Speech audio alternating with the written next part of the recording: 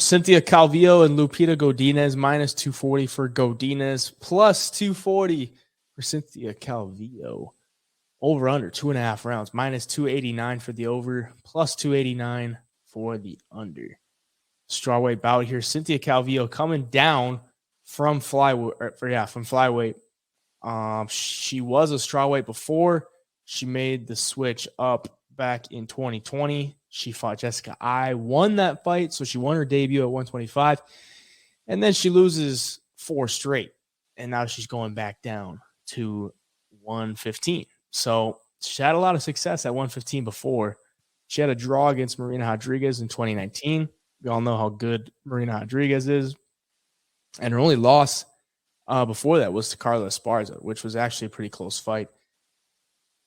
So I'm not ready to write off Cynthia Calvillo. I know she's 35 years old, but this is women's MMA.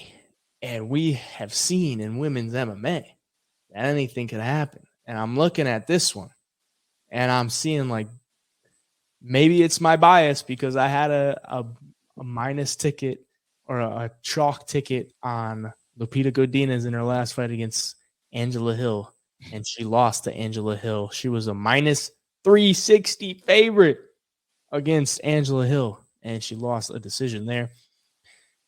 And then you look back in 2021, she was a minus 225 favorite against Luana Carolina, and she lost. And then you look back in 2021, in April of 2021, she's a minus 285 favorite against Jessica Penne, and she lost. So she has a history of losing fights where she's a pretty heavy favorite. And I can't do it. I just can't do it. I'm scarred against for the Angela Hill fight.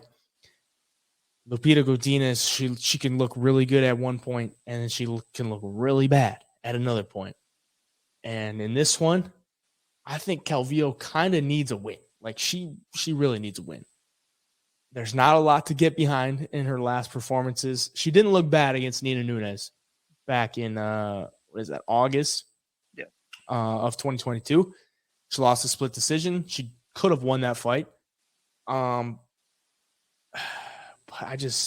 she's going down to 115. I think she's going to be a little bit bigger. Lupita Godinez, best strength is the takedowns. I don't know why she didn't use it against Angela Hill, but that's her best strength. Like she's a strong girl, and she can get those takedowns. But dude, like something's telling me Cynthia Calvillo is going to come through as the underdog in this spot because she needs a win. She has a lot of experience at 115, a lot of successful experience at 115.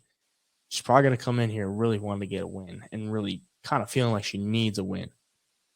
I think it's dog or pass. I think that's what it boils down to. What do you think? Yeah, no, I'm on the same side as you. I think Lupita Godinez has beat some decent fighters, so it's kind of confusing. You know, she's beaten Loma Luke Boonmi, Ariana Carnelosi, and then Silvana Gomez Suarez. But then she loses to Angela Hill, where she doesn't use the wrestling and the grappling like her one path to victory. It makes you wonder if the fight IQ is completely there.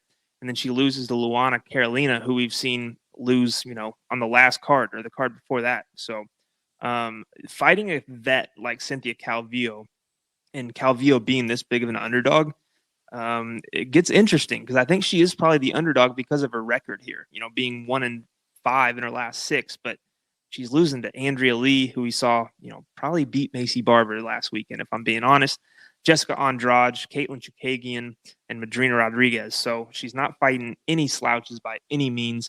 She's actually going to be the bigger fighter here too. She's going to have a 2-inch height advantage, a 3-inch reach advantage. And I think she can hang with Godinez in the wrestling department if the fight goes there. And on the feet, I think she's going to be a little overwhelming for Godinez at times too. So I think it's a perfect, if you want to lay something on the dog here, I would not mind it at all. Especially with Loopy, who sometimes you just don't know what you're going to get out of her. Yeah, just extremely inconsistent. Yeah. And as a big favorite, like I just can't do it. Can't do it.